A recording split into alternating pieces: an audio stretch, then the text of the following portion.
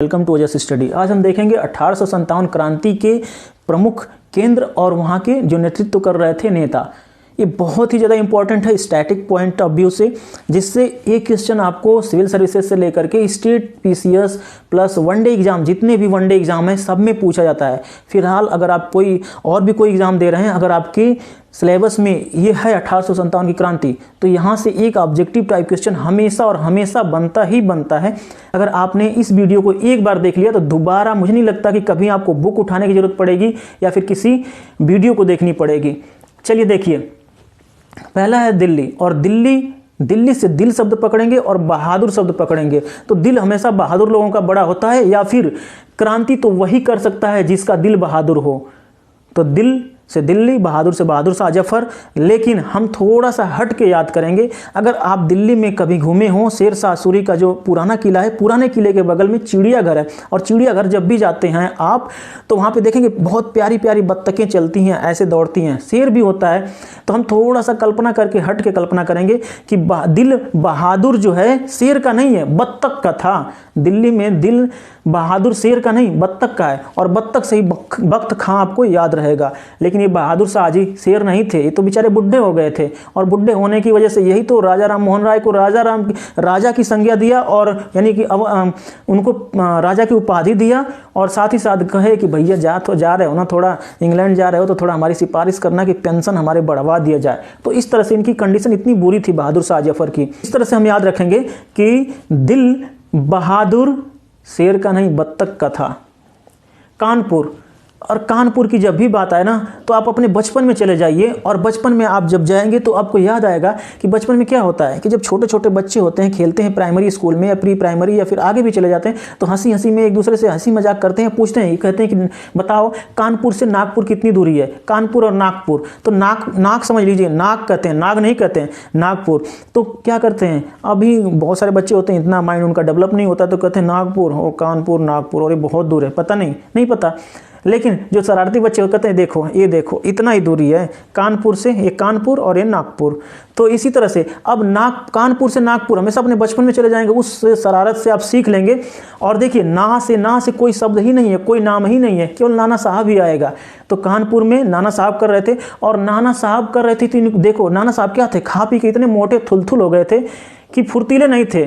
तलवारबाजी तात्या टोपे ने सिखाया था, तात्या टोपे इनके गुरु थे, रानी लक्ष्मीबाई के और इनके भी। लेकिन नाना साहब ना मोटे थुलथुल थे, तो इनको सपोर्ट कर रहे थे तात्या टोपे, जो कानपुर में भी कर रहे थे। और ये बहुत ज़्यादा इंपॉर्टेंट क्वेश्चन है कि कानपुर में कौन सी जगह दी गई थी अंग्रेजों के द्वारा नाना साहब को, तो बिठूर दे दिया था इनको। नेक्स्ट है ग्वालियर, और ग्वालियर को कौन नहीं जानता, ग्वालियर में तात्या टोपे थे, सभी लोग जानते हैं। झांसी की रानी लक्ष्मीबाई वहाँ की नेतृत्व कर रही थी, ये भी याद करने की जरूरत नहीं। लखनऊ, ये बहुत ही इंपॉर्टेंट है, ये बार बार पूछता है, यही पूछता ही है यहाँ से। तो देखिए लखनऊ से केवल एक शब्द पकड़िए, लख। अगर लख शब्द आपने पकड़ लिया तो हाई बेगम पकड़िए, यहाँ से महल पकड़िए। और लख का मतलब होता है नखरा, लख दिखाना, नखरे दिखाना। और नखरा कौन दिखाता है, औरतें दिखाती हैं, उनके नखरे हमेशा यहाँ पे होते हैं, यहाँ पर, और दिमाग यहाँ पर घुटने में होते हैं। तो देखिए मैं किसी की बेइज्जती नहीं कर रहा और किसी का नहीं कर रहा, बस मुझे आपको याद कराना है। याद कराने के पर्पज से मैं एग्जाम्पल बता रहा हूँ, बाकी किसी की भावनाओं को ठेस नहीं पहुँचाना है। अगर पहुँच रही हो तो माफ़ी चाहूँगा।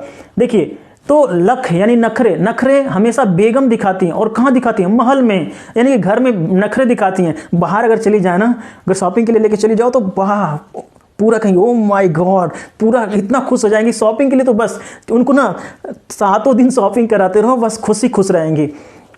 तो इस तरह से याद रखेंगे कि लख यानी नखरे, लख हमेशा बेगम ही दिखाती हैं, और कहाँ दिखाती हैं, महल में। बाकी बाहर ले जाओ तो आपको कहेंगी ए जी, इतने प्यार से बोलती हैं। और ए जी का आप जानते हैं, ए जी यानी कि अरे गधा, बाहर भी वही बोलती हैं लेकिन समझता नहीं कोई। बस चलो जी आगे देखिए।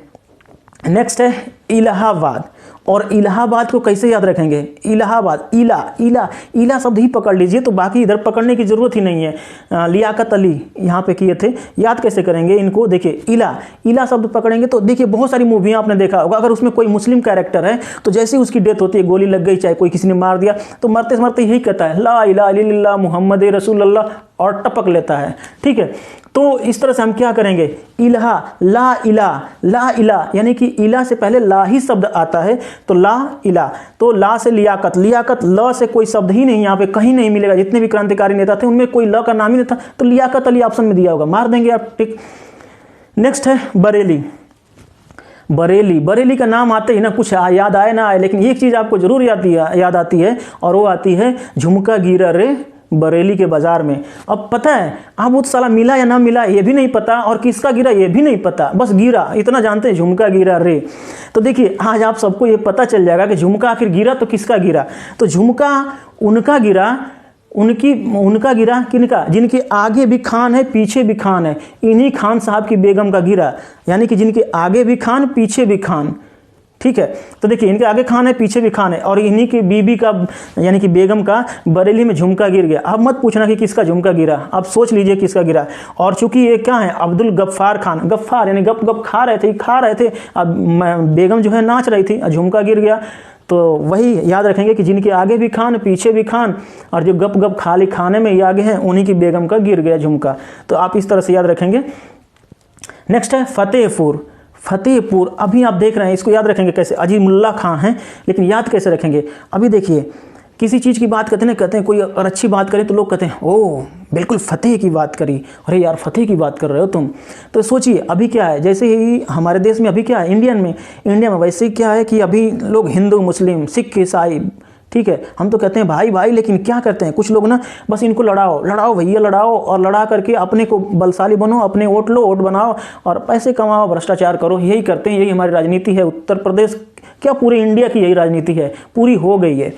तो क्या करते हैं, बस ये याद रखिए, सोचिए कि कुछ हिंदू हैं कुछ मुस्लिम हैं, आपस में बहस चल रही है। तो वहाँ पे एक मुल्ला जी हैं, और मुल्ला जी ने कहा कि नहीं भाई देखो, उन्होंने समझाया कि देखो आपस में भाईचारा बना के रखो, वैमनस्यता ना फैलाओ, सांप्रदायिकता ना फैलाओ, सभी लोग भाई भाई हैं। ये नेता लोग ना लूटते हैं, खाली लूटते हैं हम दोनों को लड़ा करके।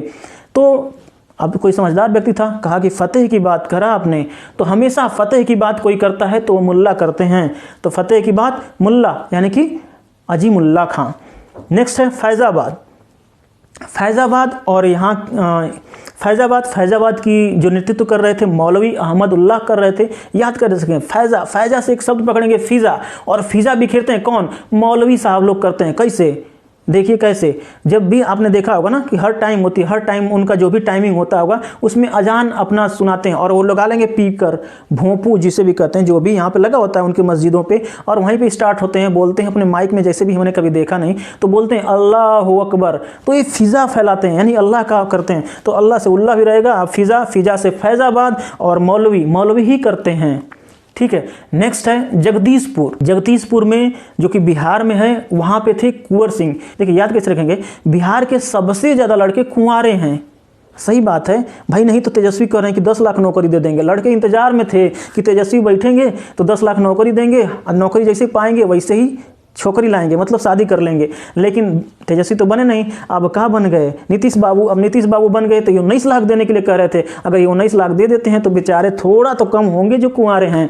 याद कैसे रखेंगे कि बिहार में सबसे लड़के कुंवारे हैं। क्यों हैं, क्योंकि वो बेचारे बिना नौकरी पाए तो शादी ही नहीं कर। नेक्स्ट है हरियाणा में हरियाणा शब्द जैसे आता है ना, तो एक ही चीज़ हम पकड़ते हैं, हरिया। और हरिया ऐसे लगता है ना, हरिया गजोदर, ये सब क्या नाम लगते हैं, ऐसे लगते हैं नौकरों के नाम है। तो हरिया एक नौकर है जो क्या कर रहा है, इसे क्रांति करना था इधर, लेकिन क्रांति नहीं कर रहा है, वो बैठ के तूला लेके यानी तराजू लेकर के तौल रहा है। आज जब यूपी बिहार में जब तौलते हैं ना, तो पहला पलड़ा जैसे ही पलटते हैं, जैसे मान लीजिए इधर कोई बटखरा रख दिया, बाट आपने रख दिया, और इधर कोई सामान, जिस सामान को तौल रहे हैं, तो जैसे पहला बाट ऐसे बटखरा मतलब पहला सामान उठा करके ऐसे गिराते हैं, बॉडी में डालते हैं तौल करके, तो उसको कहते हैं राम। तो तूला पकड़ के हरिया राम कर रहा है, राम कर रहा है, ठीक है। तो हरिया जो है तूला पकड़ के राम कर रहा है, जबकि यहाँ पे क्रांति करनी थी। इस तरह से ये 1857 क्रांति से जितने भी मोस्ट इंपॉर्टेंट रिलेटेड केंद्र थे और उनके नेता थे, उनको हमने देख लिया, और इसी से आपका एक क्वेश्चन आपको 100% बन जाएगा। दूसरी बात, बहादुर शाह जफर को यही अंग्रेजों ने कहा, अरे बुढ़वा तू ही है पूरे नेता। अच्छा, क्यों? क्योंकि 1857 की क्रांति को 1 साल के अंदर अंग्रेजों ने बिल्कुल दबा दिया, और दबाने के बाद इनको क्या किया, सबसे पहले इन्हीं को, बहादुर शाह जफर जी को कहा कि भाई तू ही है सबसे बड़ा नेता बन रहा है, तुझको पेंशन दे रहे थे ना, चलो उठा कोपचे में। इनको लिया रंगून भेज दिया और रंगून में इनकी डेथ हो गई। और कल मैंने पढ़ाया था, एक वीडियो बनाया था कि रंगून में इनका क्या है, मकबरा है। जो कुछ भी बोला, चाहे कोई भी मेरा क्लास होती है, जो भी होती है, अगर निमोनिक विधि से होती है तो आप उसमें किसी बात को लेकर के बुरा ना माने, क्योंकि मेरा मेन मकसद किसी को हर्ट करना नहीं है, बस आपको किसी भी तरह से एक बार देखते ही देखते याद कराना ही मेरा मकसद है। और इसी पे आप फोकस करिएगा। बाकी नहीं मैं कोई टीचर हूं, बस आप भाई समझिए, चाहे जो भी हो, जिस उम्र। और सबसे बड़ी बात, मैं एक हिंदुस्तानी हूं, नहीं हिंदू न मुस्लिम न धर्म, कोई धर्म का नहीं, धर्म मैं नहीं मानता, बस एक हिंदुस्तानी हूं। और उसी तरह से ट्रीट करिए। जय हिंद।